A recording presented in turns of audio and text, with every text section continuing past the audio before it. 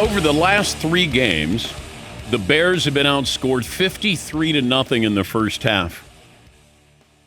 Chicago's the first team to have 3 consecutive scoreless first halves since the 2018 Jacksonville Jaguars. Congratulations. Woo! Ow! Stat of the day! Stat of the day! Stat of the day! Stat of the day! This is the stat of the day! Stat of the day brought to you by Panini America. Here's some advice for Bears fans. Don't watch the first half. Just wait around and watch the second half. Might be a little more enjoyable. He is Maurice Jones-Drew, NFL Network analyst, Rams radio color analyst, and former NFL running back.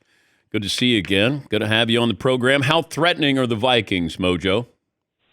Well, first and foremost, Dan, great to be back. Second, no Jaguar slander will be allowed while I'm on here. No more Jaguar slander. We've had enough. Okay. We've had enough. Okay. Our stat of the day, unless it's positive, we don't want to talk anything negative about the Jags. All right. Stat of the day was a little tough for me to hear you say that. Okay. All right. I've learned my lesson. I'll try to be nicer. Let me see if I can find something nicer.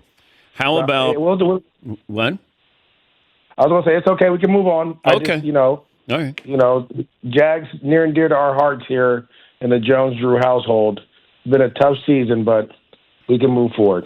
Well, I did have this one. The Raiders have trailed by double digits in all 14 games this season. Yeah, that doesn't help either. that doesn't help. We're going the wrong way. Let's talk about the Vikings. Okay. How threatening are the Vikings? To me, I think the Vikings, when Sam Darnold is playing the way he's playing, they can beat anyone. Especially in the NFC North now with Detroit going through all those injuries, and I know Dan Campbell's fired up about the challenge that'll be for his team. But in the NFL, it's about the creme de la creme. It's about the talent that you have on that roster, and missing so many guys that they have right now on defense. David Montgomery out for the season. That's going to be tough to overcome. Now, I'm not saying they can't do it, but the way the Vikings are playing, they're my favorite right now to win the NFC North. What would you do with Sam Darnold's contract moving forward? I would actually sign Sam to a 2 to 3 year deal, continue to let J.J. McCarthy sit and learn, very similar to what kind of the Packers did with Jordan Love. If Sam can continue to play this way, I think the Vikings have a great chance to continue to build a roster with him and then obviously move on from him in a year, 2 years, and then put J.J. McCarthy in there, and you're ready to roll. You got a winner. So to me, I think they put themselves in a position now. Let me be honest, I wasn't a believer in Sam Darnold. I don't think many were because of what he did in New York, and I know he played better in Carolina. I know he sat with the Niners, but what we saw from him as a full starter in New York was tough to watch, right? A lot of turnovers, a lot of mistakes being made, but kudos to him for working on himself, working on his game, and going into Minnesota into a situation where you have a lot of weapons around you, and he's really taking advantage of this opportunity. So to me, he's earned the right to play again next year, especially being they're 12-2 right now, and you have a chance to win the North. To me, that's a huge accomplishment for not only just the Vikings organization, but for Sam himself. Fritzy, give Mojo the poll question. The poll question is, which NFL franchise feels like it is in the worst shape? Bears, Giants, Panthers, Raiders, Browns, Jaguars, Titans? What in that group? Who's in the worst shape moving forward? Again, I told you, no Jaguar slander. My mistake. So you didn't have to put them in there. Also, Brian Callahan is a great friend of mine. No Titan slander. I feel like that franchise is on the rise. They have a good defense they're rolling. To me, it has to be the Giants.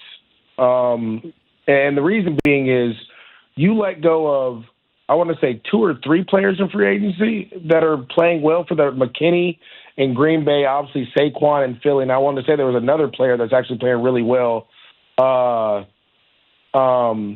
that they let go in free agency. You just can't let talent hit free agency and not bring them back. You just can't do that. And a lot of that was because they paid Daniel Jones a ton of money. Now you let him go, right? And now you're sitting there in disarray trying to figure out what's going on. Another tough season for them. And what makes it worse for me is that they did the off-season hard knocks and the way they were talking about their players, right? Yeah. And that to me is just kind of like, I don't know. Now, yes, the Browns have a tough situation.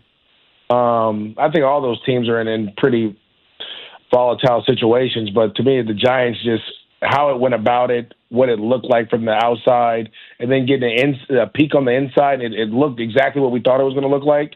And then the season you have, it just doesn't work well for me. Yeah, I was really surprised that they allowed those behind-the-scenes phone calls, and you have the GM talking to Saquon Barkley, and it was embarrassing because, I mean, not having, read the room, understand what you're saying it on TV, cameras, and you're basically saying to Saquon Barkley, yeah, go ahead and see if somebody likes you, but, come back to us and let us know. Man, I'd be out the door, be like, nope. I'm not going to look back on this. Well, yeah, shout out to the scout, too, or the one of the personnel people was like, are you sure you want to do this?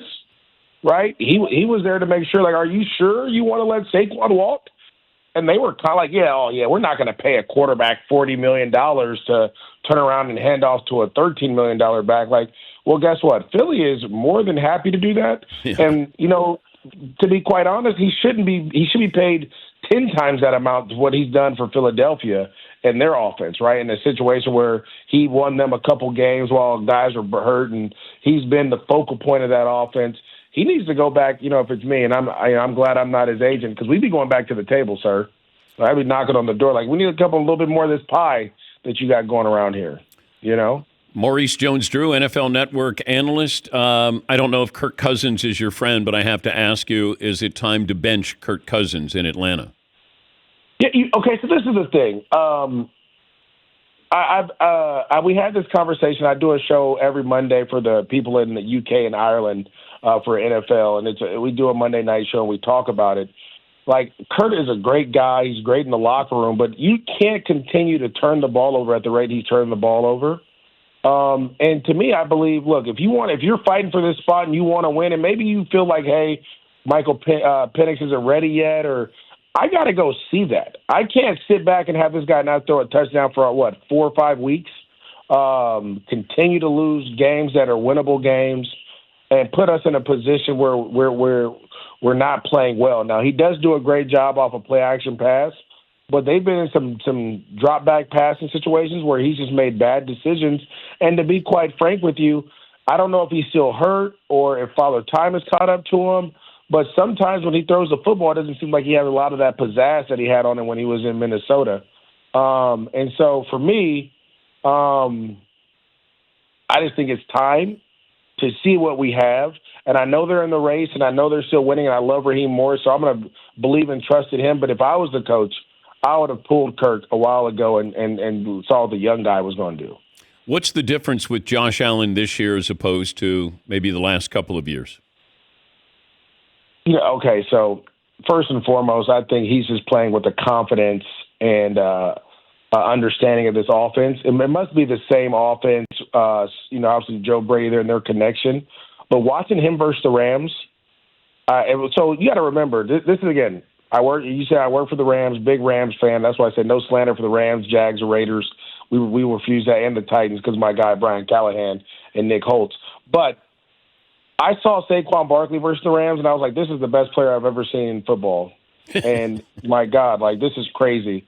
Then double back a couple weeks later, the next week or something crazy like that, here comes Josh Allen, and I was like, no, this is the best player ever, right? He was throwing the ball. He had a couple throws. If they were arrows, they would have killed some of those receivers the way he just hit them square in the chest. Like, he was putting the ball in positions. The Rams defenders were in great position, and he was the throw to Mac Hollins for a touchdown, a couple throws to Amari Cooper, and then his ability to take off and run. And he's again he's your biggest runner, right? So the goal line opportunities.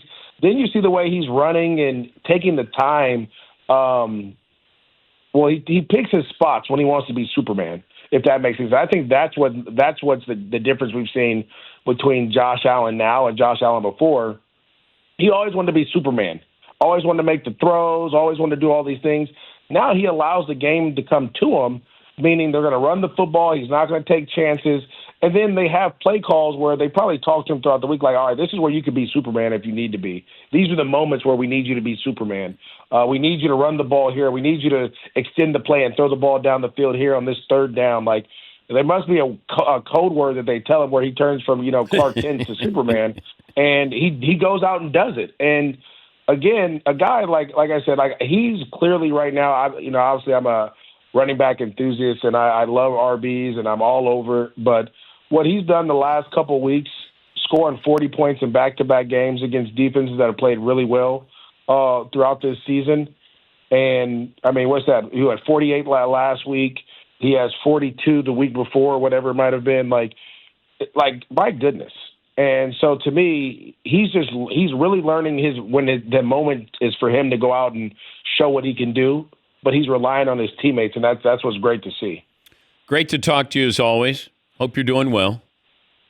Oh, always. We'll get going. Look, listen, I'm going to be honest with you. I had youth football. I had high school football. We lost the state championship game to the number one team in the country. I haven't moved out of my bed in 3 days. Did you cry?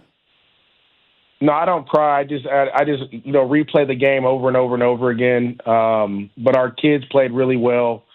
We had some opportunities we didn't take advantage of, and so I watched the tape. I'm sitting here. I mean, I silent cried, which means I didn't like boo-hoo, but like a couple tears dropped. Yeah. Because, just losing is hard, but you can learn from losing.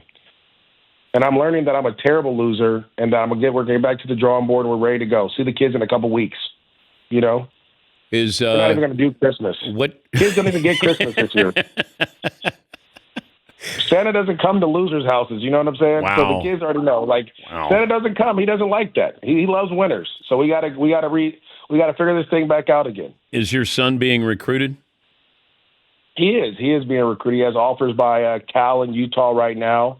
Has a couple other schools talking to him. So he's a sophomore, but he had a really good sophomore year, and we're getting ready for our junior year here. Like I said, back to it. No Christmas this year. Good to talk to you. Good to talk to you as well. Thank you, Mojo. That's Maurice Jones-Drew. He has the most rushing yards, rushing touchdowns, scrimmage yards, scrimmage touchdowns of any NFL player 5'7" or shorter.